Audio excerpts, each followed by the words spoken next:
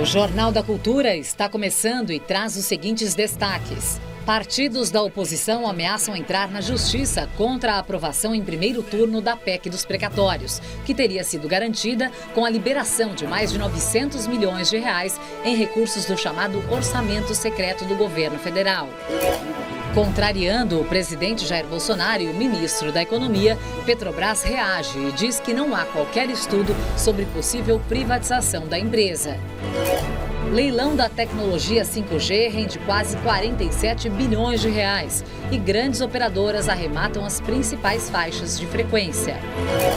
Em Glasgow, na Escócia, milhares de jovens se reúnem em protesto organizado por Greta Thunberg para pedir ações concretas contra as mudanças climáticas no 5º dia da COP26. Cantora Marília Mendonça morre aos 26 anos em acidente aéreo no interior de Minas Gerais. Olá, boa noite. Hoje aqui na bancada temos o reitor da Universidade Zumbi dos Palmares, José Vicente, e o jornalista e doutor em ciência política, Leonardo Sakamoto. E você pode fazer comentários pelo Twitter na hashtag Jornal da Cultura. Boa noite, Sakamoto. Boa noite. Seja bem-vindo. Boa noite, professor. Boa noite, cara. Boa noite, Sakamoto. A ministra Rosa Weber decidiu agora há pouco suspender o pagamento das emendas de relator ao orçamento chamado de orçamento secreto. Às vésperas da votação da PEC dos precatórios, o governo federal liberou quase R$1 bilhão em emendas parlamentares. A decisão da ministra Rosa Weber atende a um pedido do PSOL. O partido recorreu ao Supremo Tribunal Federal e ao Tribunal de Contas da União para que seja apurada a liberação de verbas do governo para atender às chamadas emendas de relator no Congresso. Além de suspender a execução das emendas deste ano, a ministra determinou a publicidade dos pagamentos feitos desde o ano passado. A ministra Rosa Weber acertou em cheio ao determinar a interrupção do uso do orçamento secreto.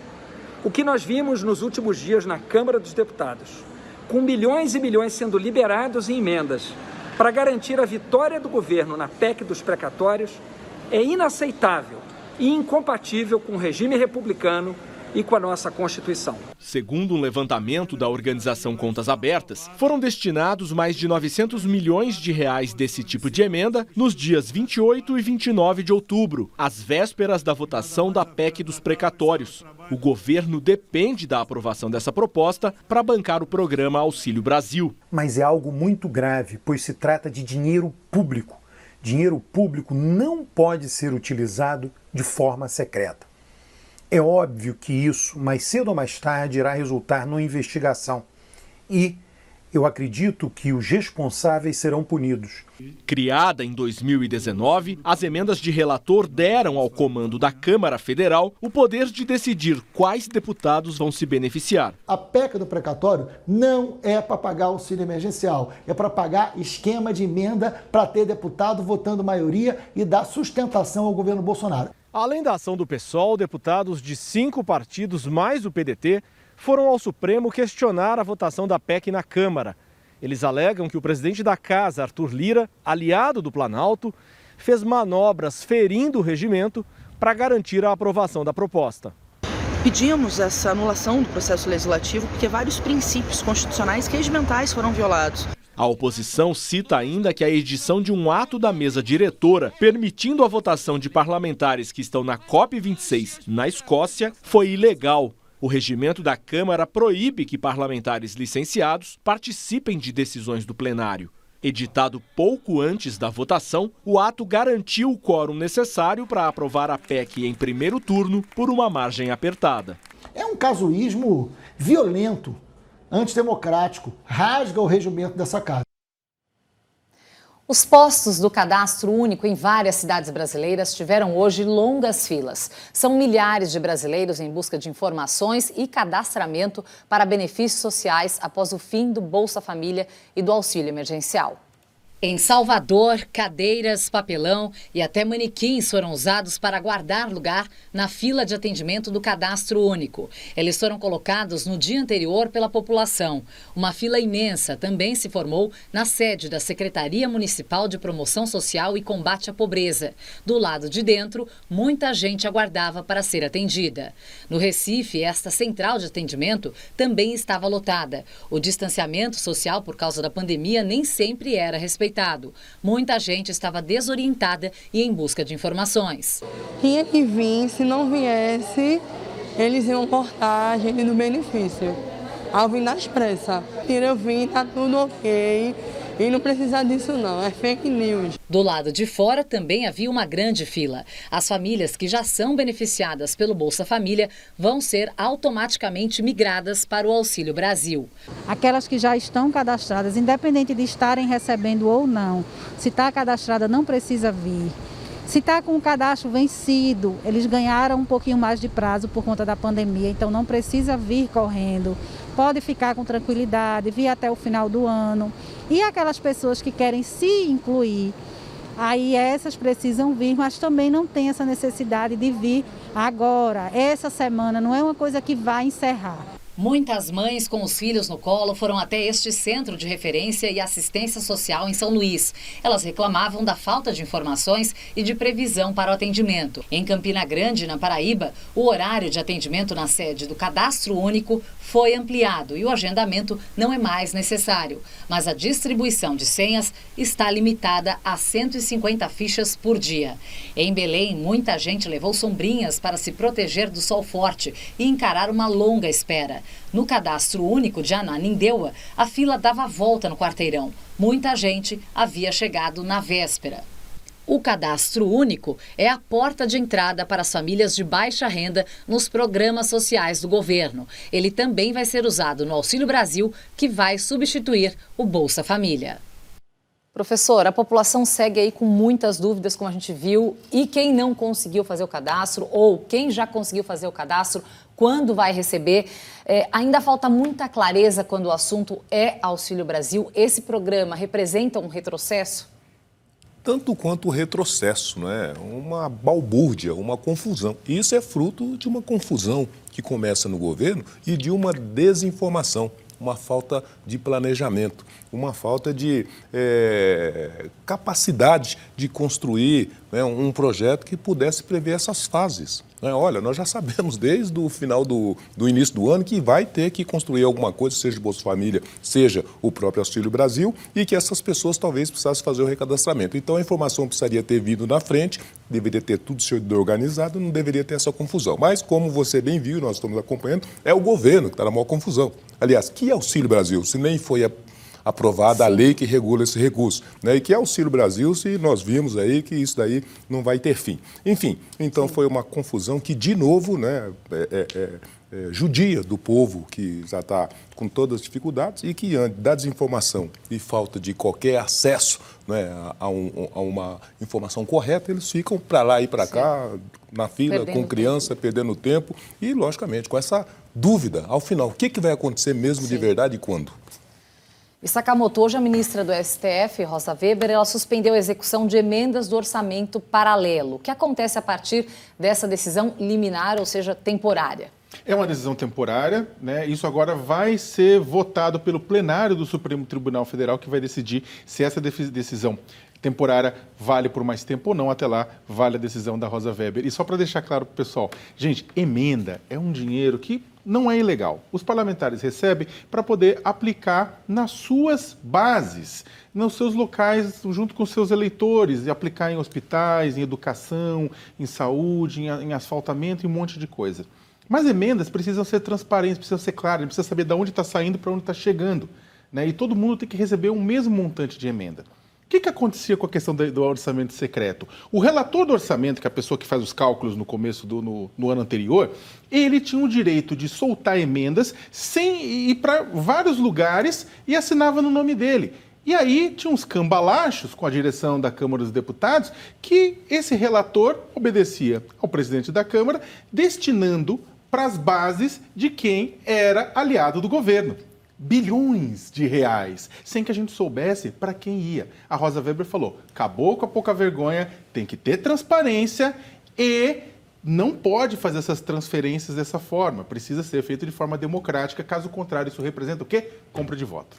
Sakamoto, nas suas colunas você tem insistido na ideia de que a PEC não veio para bancar os R$400 do auxílio emergencial e sim para garantir mais dinheiro a deputados e senadores para garantirem aí as suas reeleições em 2022. Se eles estivessem realmente focados, né, em ajudar a população mais carente nesse programa, qual seria a forma correta de financiar?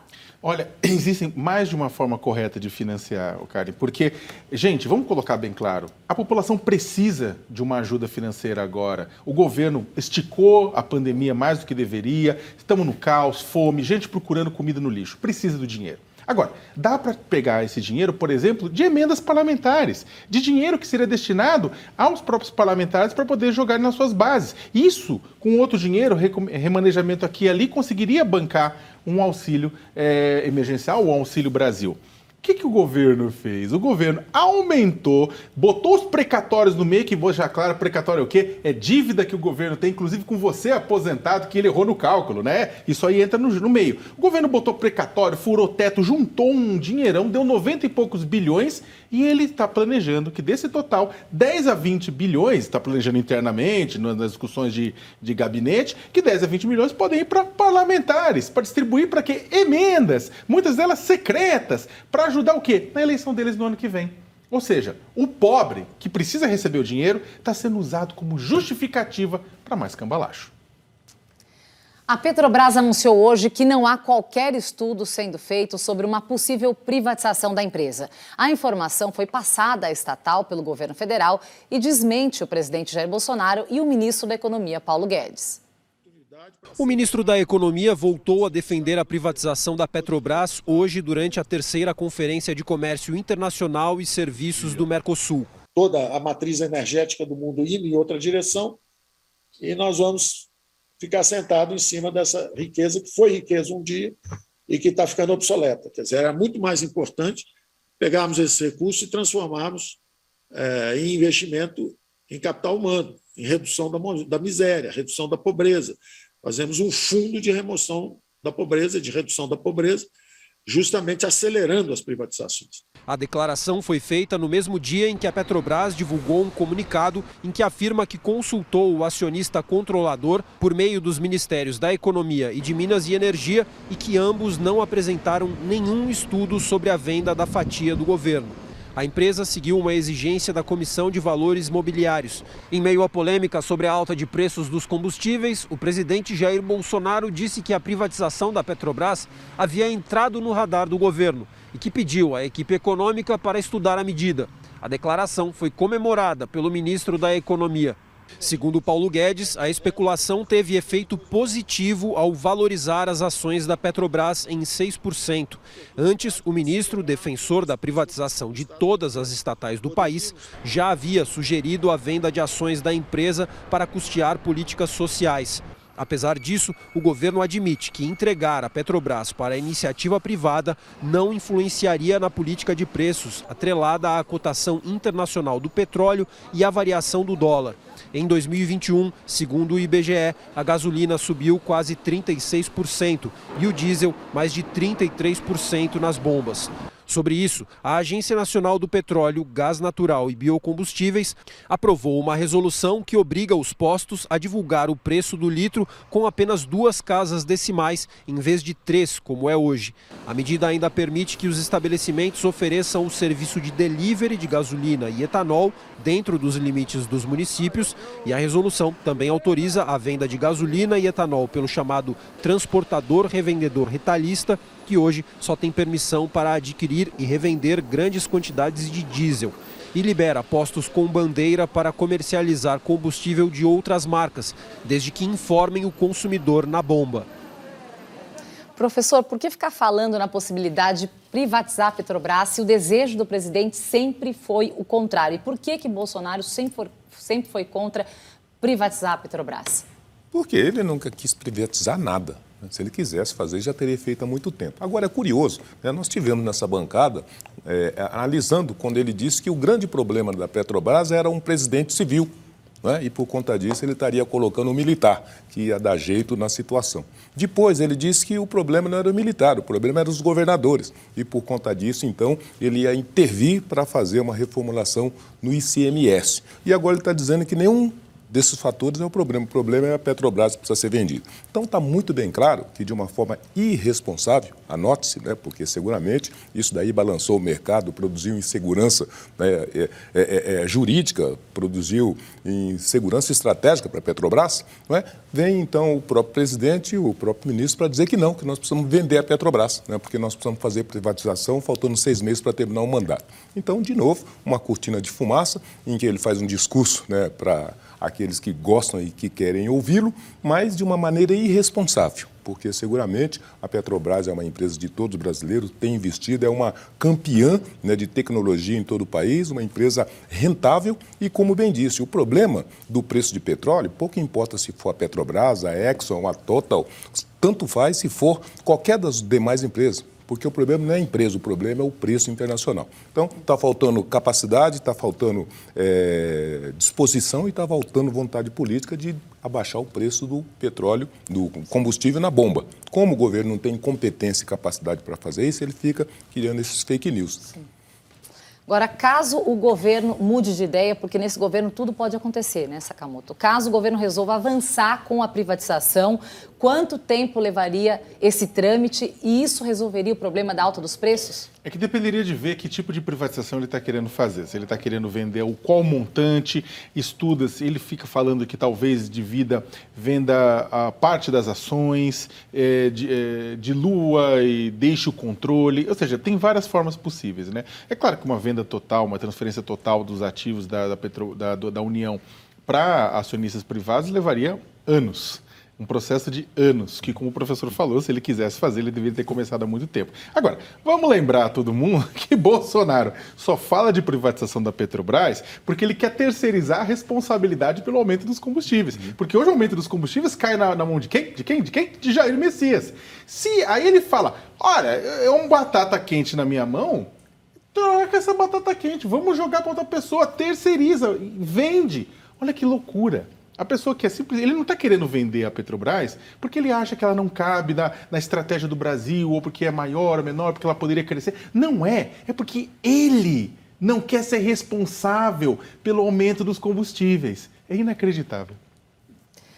A cantora Marília Mendonça morreu hoje em Minas Gerais em um acidente aéreo. Marília Mendonça viajava no avião que saiu de Goiânia e seguia em direção a Caratinga, em Minas Gerais, onde a cantora iria se apresentar nesta noite. A aeronave caiu pouco antes da aterrissagem na zona rural de Piedade de Caratinga, a 309 quilômetros de Belo Horizonte. O Corpo de Bombeiros de Minas Gerais, que fez o resgate, informou que na estrutura do avião não havia chamas nem risco de submersão nas águas de um riacho, mas o lugar tinha forte cheiro de combustível.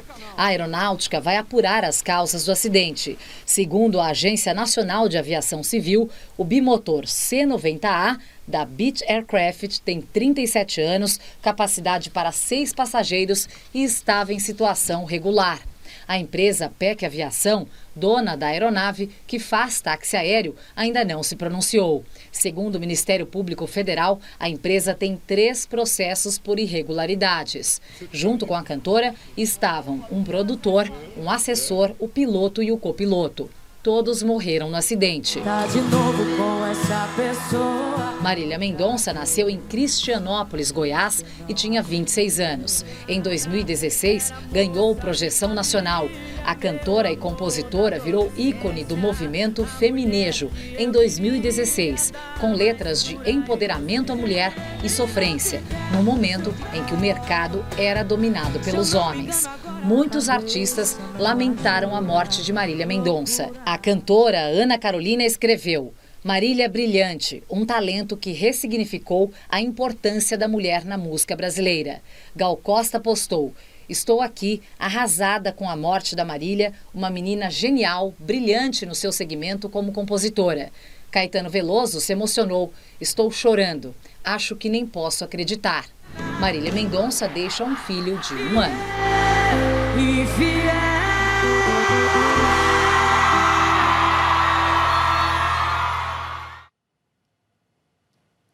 Veja a seguir, em reunião do Mercosul, o vice-presidente afirma que Brasil não é vilão ambiental. E ainda, quinto dia da COP26 na Escócia é marcado por protestos de jovens que cobram ações efetivas das nações. Nós voltamos já já.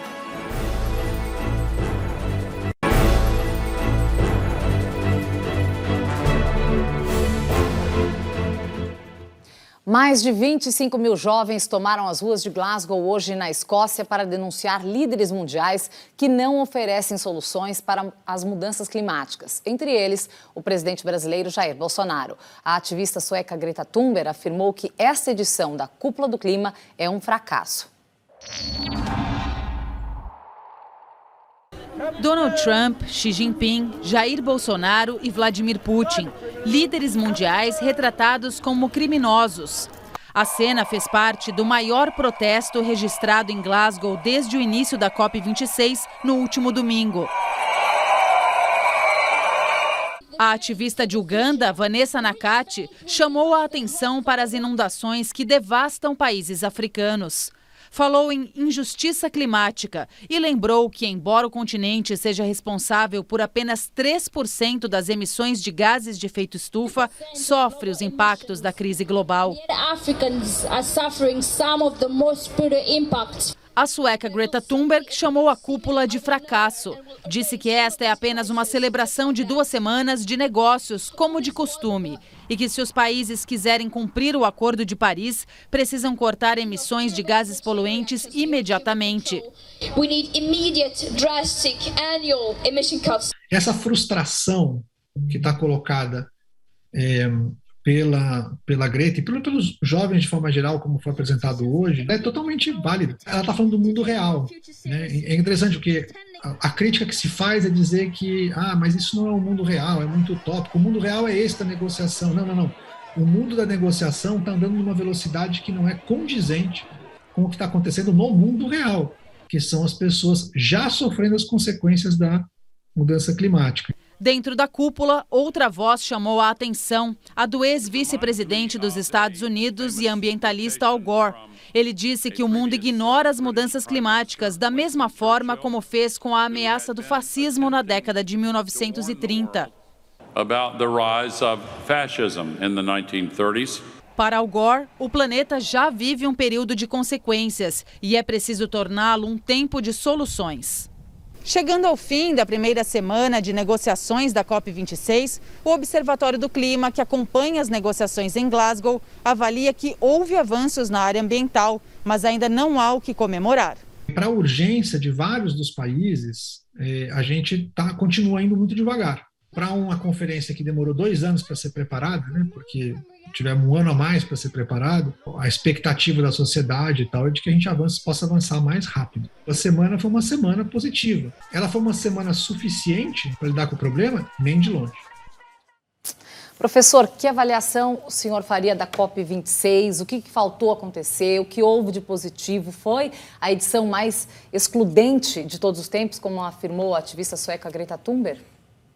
Acho que ela confirma essa nossa incompetência e a nossa impotência de tratar esse tema com seriedade. Veja, o Al Gore está dizendo da sua verdade inconveniente, que virou uma verdade conveniente. É a COP26. E nenhuma delas nós conseguimos alcançar qualquer dos índices que foi definido. Era 1,5% de diminuição para a gente alcançar, nós não conseguimos fazer isso. E, de novo, sentamos, fizemos grandes manifestações, construímos alguns planos, mas os planos que também não saíram do papel e não conseguiram avançar. E agora, os jovens estão fazendo a coisa certa, até porque vai sobrar para eles. É deles, do mundo deles que nós estamos falando. E de modo que não fomos bem, não fizemos a lição de casa correta e estamos perdendo uma grande oportunidade, seja porque o momento permitiria uma convergência, seja porque as manifestações climáticas estão aí, né? Aqui pertinho, né? A tal da nossa, as poeiras que estão voando por aí, né? Tempestade de poeira, coisa que tal. Enfim, então nós poderíamos ter ido mais longe, nós poderíamos ter trazido ideias mais propositivas e nós deveríamos principalmente ter definido os recursos, porque isso daí custa custo e alguém tem que pagar. Quem tem que pagar é quem já desmatou, que foram os países desenvolvidos. Não conseguimos fazer nenhuma dessas definições com clareza, de modo que a gente volta frustrado, né? E tomara que o São Pedro, né, nos acuda. Como o senhor colocou, as respostas estão aí, estão mais claras, a pressão está aumentando. Será que agora o mundo vai parar de ignorar as mudanças climáticas? Esses discursos vão começar a se tornar realidade, Sakamoto? O grande problema, Karen, é que a velocidade da mudança ela é insuficiente para a solução. A gente está numa corrida contra o relógio, tem um cronômetro correndo. As mudanças climáticas, elas são verdade. Está faltando água para gerar energia elétrica? Da onde vocês acham que vem? Você acha que é pontual, como o governo diz? Não é. O Brasil está mais seco. Tem pesquisas dizendo que o Brasil perdeu 15% de área alagada nos últimos 30 anos. E uma série de outras coisas. Basta você ver tempestade de poeira, nuvem de fuligem, incêndios, inundações. Já está acontecendo, vai ser pior, vamos ter refugiados ambientais, vai ser uma catástrofe. O que a gente está tentando resolver agora é o tamanho da catástrofe. E o grande problema é que na COP26, e essa é o que a Greta Thunberg fala, é que as medidas que o pessoal topa fazer agora e já são insuficientes para fazer um freio mais forte. E aí aparecem empresas com boa vontade, mas um monte de outras empresas nem aí. O que acontece é que é o seguinte, a gente não tem mais tempo, o tempo passou. O momento de medidas leves também passou. O discurso vai ter que ficar cada vez mais duro para que as pessoas entendam que o mundo que a gente vive está mudando e é irreversível.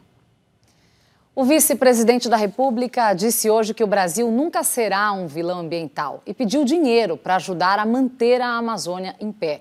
As declarações foram dadas durante o encontro do Mercosul. O bloco de países latino-americanos tenta afirmar as bases e implementar o acordo comercial com a União Europeia, que enfrenta resistências.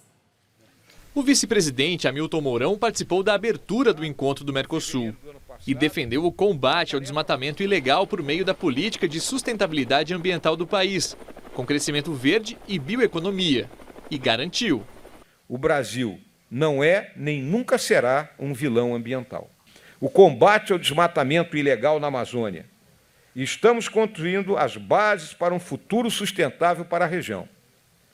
Temos que deixar claro que desenvolver a Amazônia é desenvolver o Brasil.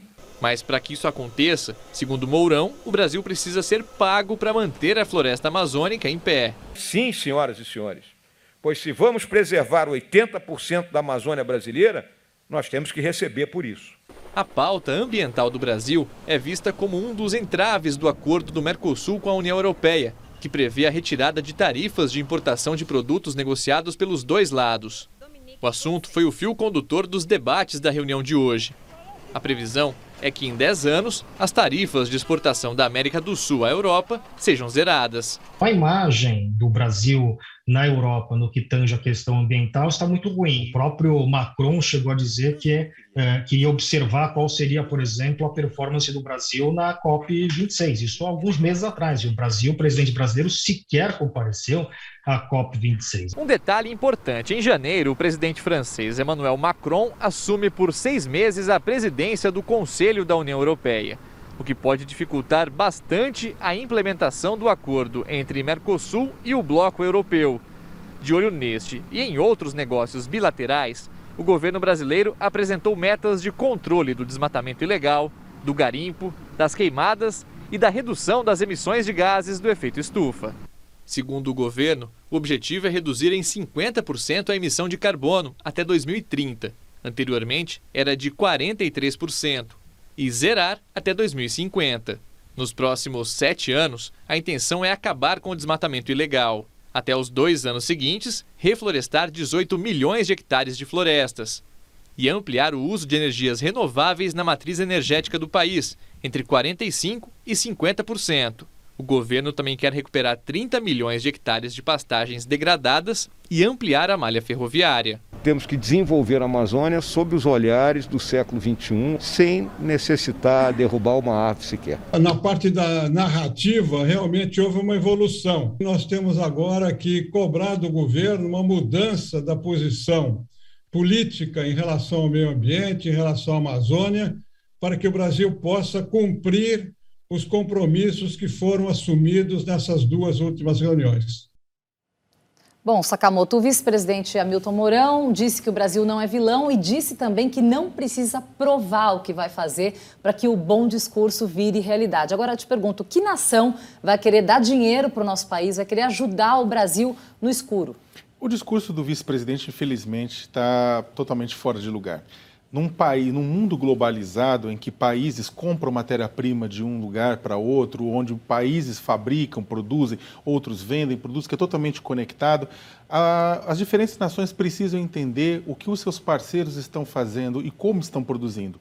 E não basta saber que um produto ele funciona bem, é preciso saber se aquele produto foi feito de forma ambientalmente e socialmente correta, se não teve desmatamento, se não teve trabalho escravo. O problema é que o trabalho escravo e o desmatamento são frequentes na Amazônia brasileira, na produção de carne, na produção de carvão vegetal para o aço, na produção de madeira para uso interno e para exportação. Se o vice-presidente continuar com esse discurso de que, olha, não importa, la garantia soy yo, vocês têm que confiar em nós, o Brasil vai comercializar apenas com a Sibéria e com a Antártida. Professor, e os outros países considerados vilões vão mudar de postura? Pois é isso que a Greta está gritando, né? Porque vocês falam muito e fazem muito pouco. E, aliás, até nesse caso da Amazônia, tem uma perspectiva que não está sendo muito bem verificada. Por quê? A Amazônia, ela não é uma floresta só do Brasil, né? Ela é uma floresta que está ali no limite com mais 4 países, inclusive a França, né? Porque o Suriname é um território francês. De modo que seria muito importante se o Brasil tivesse essa disposição de trazer esses países para também ajudar nessa proteção. Isso é uma coisa importante que o Brasil não fez ainda. A segunda, que tem um fato novo nessa história, a gente tem visto principalmente as grandes empresas se interessarem não só pela Amazônia, como colocar o recurso. Nós vimos agora, né, que o Santander, o Bradesco e mais um banco que não me recordo aí, se juntaram e criaram um fundo adicional para ajudar a resolver os problemas da Amazônia. Mas agora o que nós temos que cobrar, e isso é muito claro e necessário, é justamente a intervenção e a contribuição desses países desenvolvidos. Nunca é demais lembrar que esses países consumiram todos os seus recursos, queimaram as suas florestas e mesmo hoje usa recursos fósseis, gás natural, carvão e produz poluição de toda a natureza. Então, se eles querem ajudar a preservar a Amazônia, que é o pulmão do mundo, eles têm que pôr dinheiro. Agora, o nosso vice-presidente está dizendo assim, nós vamos preservar a Amazônia, mas só vamos fazer isso se me mandarem dinheiro. Mas quem é que vai mandar dinheiro para um governo dessa natureza que não tem qualquer responsabilidade, que até agora não colocou uma árvore de pé, né? Então, eu acho que tem essas duas dimensões, tem que entrar mais atores para ajudar a fazer essa preservação, né? Iniciativa privada, os demais países limítrofes, mas tem, sobretudo, que as potências em desenvolvimento ou desenvolvidas também arquem com a parte que lhe cabe, que é mandar o dinheiro para proteger o pulmão do mundo.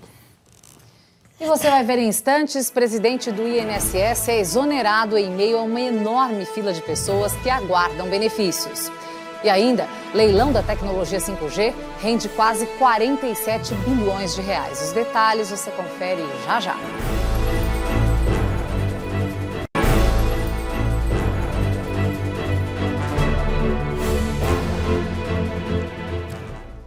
Desde o início do jornal, você está vendo a tarja preta na tela à sua direita, com o número de óbitos acumulados desde o início da pandemia. Já são 609.112 vítimas da Covid-19 em 1 ano e meio de pandemia. Nas últimas 24 horas, 397 pessoas perderam a vida por causa da doença no Brasil, segundo o consórcio de veículos de imprensa. A média móvel de mortes no país nos últimos 7 dias ficou em 230.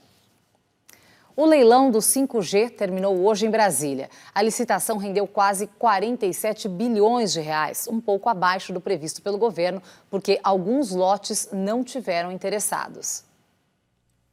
O segundo e último dia do leilão do 5G foi realizado esta manhã na sede da Anatel, a Agência Nacional de Telecomunicações, em Brasília.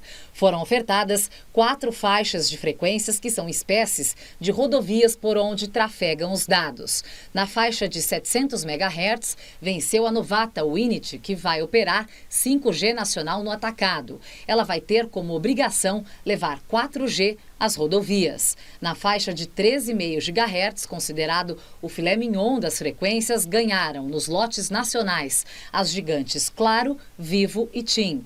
Entre as obrigações estão instalar o 5G em cidades com mais de 30 mil habitantes, promover a migração de TVs por antenas parabólicas e implementar a rede privada do governo. Nos lotes regionais, a Sercontel, Brisanet, Consórcio 5G Sul, Cloud2U e Algar Telecom arremataram os lotes. Na faixa de 2,3 GHz, as vencedoras são Claro, Brisanet, Vivo, Algar, Telecom e TIM. Obrigação: cobrir com 95% a área urbana dos municípios sem 4G.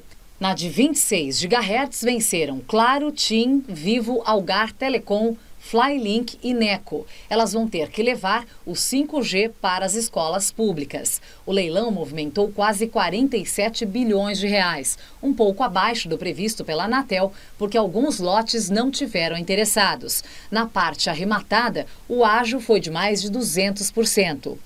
São faixas, principalmente da de 26 MHz, que é um modelo de negócio novo, e que serão comercializados quando a Anatel achar que possa ser colocado à venda, até porque já foi aprovado na Anatel, já foi aprovado no TCU.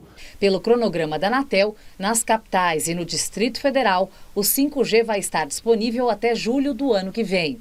Nas cidades com mais de 500 mil habitantes, até julho de 2025. Mais de 200 mil habitantes, até julho de 2026. Até julho de 2027, mais de 100 mil habitantes e com mais de 30 mil, até julho de 2028. Sakamoto, quais os ônus e bônus de um mundo real 100 vezes mais rápido, né? E quando, de fato, essa realidade vai estar acessível a todos os brasileiros? Então, ao contrário do que o pessoal fala, que isso vai em julho do ano que vem, tá tudo, é claro, vai estar provavelmente para um pequeno naco de brasileiros que inclusive tem aparelhos adaptados para isso. Não é todo celular que opera 5G, não é todo equipamento eletrônico que opera 5G, precisa estar preparado para isso. Agora, as oportunidades são tremendas. Nós vamos ter o quê? Cirurgias à distância feitas pela internet, vamos ter transmissões, sabe aquele Zoom ao vivo que você está cansado, que cai toda hora? Então, vamos ter um muito mais rápido, de excelente qualidade, vamos ter transações, vamos ter a internet das coisas, ou seja, a internet em equipamentos eletrônicos, eletrodomésticos, se comunicando com você, com o seu celular, vai ser um mundo diferente. Contudo, esse mundo diferente num país extremamente desigual como o Brasil vai chegar em momentos diferentes para camadas diferentes da população. Professor, a obrigação de levar internet às escolas é um avanço extremamente importante e essa necessidade, obviamente, ficou ainda mais latente durante a pandemia, né? A gente viu quantos alunos foram prejudicados por conta dessa falta de acesso à internet. E por isso a precaução. Porque essas determinações todas, de agora do 5G, já era do 4G, já era do 3G e até agora as crianças estão esperando na escola. E até agora a maioria dos brasileiros estão esperando esses benefícios, né, do admirável mundo novo. Então, de modo que, junto com a celebração de um acontecimento extraordinário, né, que foi esse leilão, agora o que nós precisamos é estar atento e esperar que as instituições façam o seu papel para fazer com que esses benefícios cheguem de fato a todos os brasileiros, sobretudo para aqueles que mais precisam e quem tem dificuldade, seja para comprar o chip, seja para comprar o celular, seja para pagar o pacote de internet. Então, tomara que o governo cumpra essa dimensão, né, do leilão, que é fazer chegar em todos os rincões do Brasil. Tomara que as instituições cumpram as suas obrigações, principalmente as reguladoras, para que a gente não caia no conto do vigário dos dias anteriores, que a gente está esperando até agora chegar nos grandes rincões do nosso país. O governo federal exonerou o presidente do INSS nesta sexta-feira, que volta a ser secretário da Previdência da pasta. A mudança ocorre no momento em que quase 2 milhões de brasileiros aguardam a liberação de benefícios.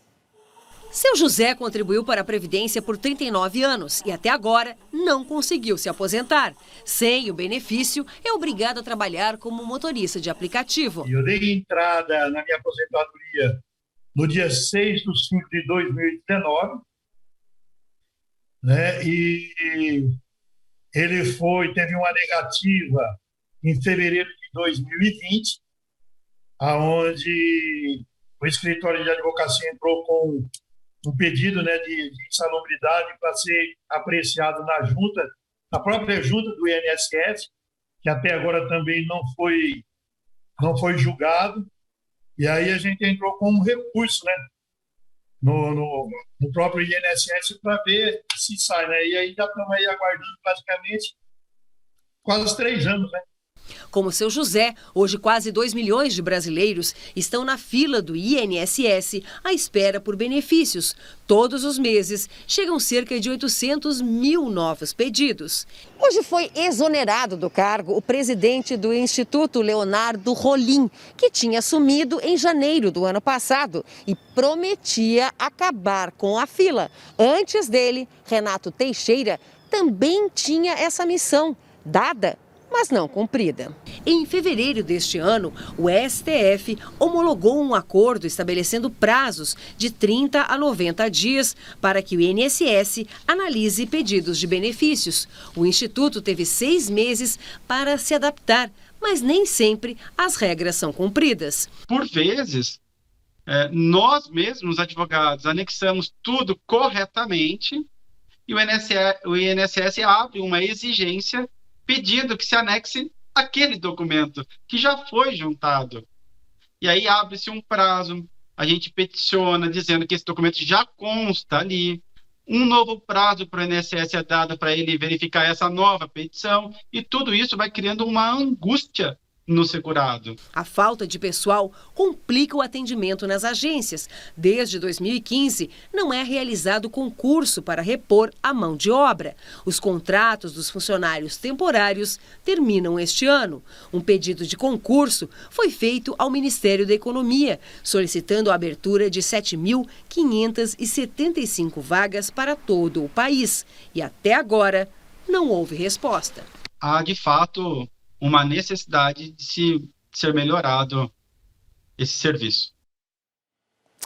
Sakamoto, quando o Leonardo Rolim assumiu o INSS em 2020, havia uma fila de 1.600.000 pessoas. E ele deixa o cargo com uma fila ainda maior de 1.800.000 pessoas. Por que ninguém consegue zerar essa fila, Sakamoto? Porque a culpa não é... Eu não estou entrando no mérito, claro que os presidentes do INSS erram e acertam, mas mais do que a questão de uma única pessoa, nós temos um problema estrutural.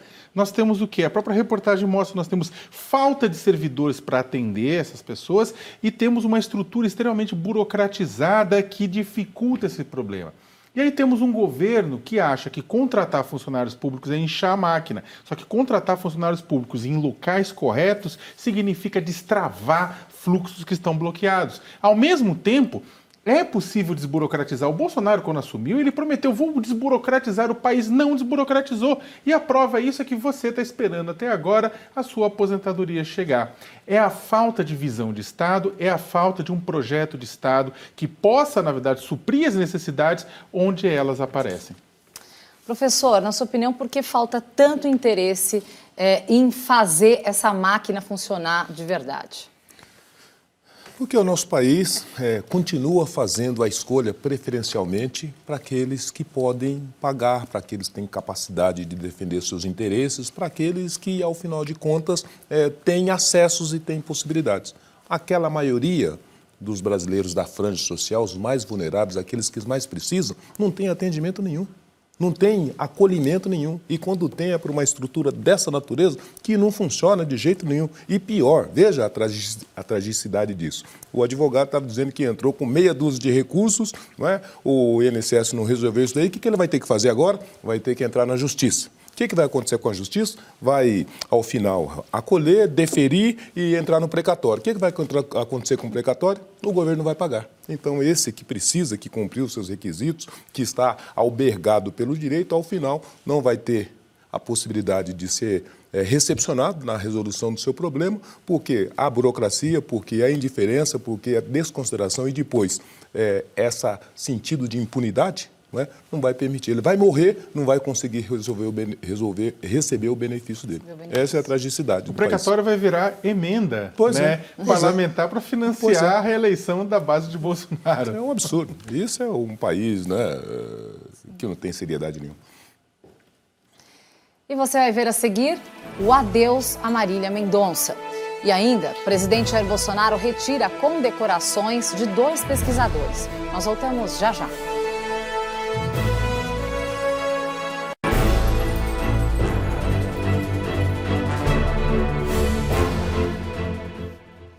O presidente Jair Bolsonaro retirou hoje 2 condecorações dadas a cientistas 2 dias após concedê-las. Sem apresentar justificativas, a decisão foi publicada no Diário Oficial da União desta sexta-feira e envolve os pesquisadores Adélio Benzaquem e Marcos Vinícius Guimarães de Lacerda. Os médicos tinham sido condecorados no dia 3 deste mês com a Ordem Nacional do Mérito Científico, que desde 1993 presta homenagens a quem se distingue pelas contribuições prestadas à ciência, à tecnologia e à inovação. Pesquisador da Fundação Oswaldo Cruz, Marcos Vinícius Guimarães de Lacerda, coordenou um estudo no Amazonas que provou a ineficácia do uso da cloroquina contra a Covid-19. O médico também se manifestou diversas vezes contrário ao medicamento e, por isso, foi vítima de ameaças. Já Adélio Benzaquem é diretora da Fiocruz Amazônia e chefiou a área de enfrentamento ao HIV/AIDS no Ministério da Saúde durante os governos Dilma Rousseff e Michel Temer, mas foi demitida do cargo no início da gestão de Jair Bolsonaro. Em nota, a Academia Brasileira de Ciências manifestou indignação pela retirada das condecorações. Disse ainda que esse ato, inédito e típico de regimes autoritários, é mais um ataque à ciência, à inovação e à inteligência do país e que atitudes negacionistas, com ataques irresponsáveis à evidência científica, prejudicam o desenvolvimento nacional e afetam diretamente a saúde da população. A Sociedade Brasileira para Progresso da Ciência também repudiou a medida e diz que é evidente que o governo federal fez a cassação depois de saber que os 2 cientistas renomados conduziam pesquisas cujos resultados contrariavam interesses de políticas governamentais, agindo como censor da pesquisa, sem o devido respeito à verdade científica e à diversidade. Professor, pelo jeito, não há justificativa para voltar atrás nessas condecorações, certo? De modo algum, é o que se disse, um ato de força, um ato de uma censura política e ideológica. Eu não gosto do que você pensa, do que você faz, do que você advoga, logo você é meu inimigo, ainda que você cumpra todos os fundamentos do mérito, ou ainda que você cumpra todos os fundamentos legais. Porque, veja, mesmo uma simples condecoração é um ato público jurídico, em que tem que ter a legalidade, a moralidade e a imparcialidade. Então, se esses 2 condecorados cumpriram todos os requisitos para receber a medalha, não poderia vir agora o presidente, no seu ato político público, dizer que eu não quero mais porque eu não gosto desse cara. Isso daí seria uma transgressão desse ato jurídico e submete ele, inclusive, a uma improbidade. Deveria ser mais um caso para se juntar naquelas manifestações e considerações da CPI. Sakamoto, no início do dia saiu uma notícia que gerou, aliás, bastante polêmica, que o presidente havia se autocondecorado, mas depois, ao longo do dia, houve uma correção. Não foi isso que aconteceu? Eu queria que você explicasse toda essa história. Então, pelo menos a apuração do UOL, foi que a ordem do mérito que Jair Bolsonaro, que o governo concede para premiados, para agraciados, nessa ordem, o grão-mestre dessa ordem é o próprio presidente da República, Então, ao que tudo indica, ele não se agraciou com o mérito, porque pela ordem o presidente da República já é agraciado naturalmente. E com relação aos 2 cientistas? Olha, o Jair Bolsonaro, o presidente da República, novamente, ele quis falar com os seguidores dele. Essa ação animou os seguidores deles na rede social, que diz, vai lá, olha só, Jair. Mas que seguidores nós estamos falando? Quem fica feliz com a retirada de uma condecoração de cientistas que estavam mostrando que cloroquina não funciona? Negacionistas. O pessoal que acredita realmente que o kit Covid funciona. Que máscara é desnecessário. Que isolamento social, para quê? E que vacina transforma pessoas em jacaré, faz barba crescer, leva HIV, mata adolescente e outras mentiras que vocês ouviram. Então o presidente faz isso para excitar seus seguidores, mas também para jogar uma cortininha de fumaça. Porque essa notícia ganha espaço, estamos falando dela e enquanto estamos falando dela, não estamos falando das bobagens que Jair Bolsonaro faz na economia. Sem falar das ameaças sofridas. A Anvisa está sofrendo ameaças também. Sem falar dos membros da Anvisa que estão sofrendo ameaça neste exato momento porque eles estão analisando a liberação de vacina para crianças. E é necessário. Outros países civilizados já estão vacinando crianças, né? E o que acontece é que eles estão recebendo ameaças de morte pela internet para que não seja liberado vacina. Olha onde a gente chegou. No fundo do poço tinha um alçapão e lá dentro estava o Brasil. Nós agradecemos a presença do reitor da Universidade Zumbi dos Palmares, José Vicente, e do jornalista e doutor em ciência política, Leonardo Sakamoto. Muito obrigada, Sakamoto, pela presença. Obrigado. Obrigada, um prazer recebê-lo sempre. Até a próxima, professor. Até. E nós terminamos esta edição com Marília Mendonça, conhecida como a Rainha da Sofrência. Uma mistura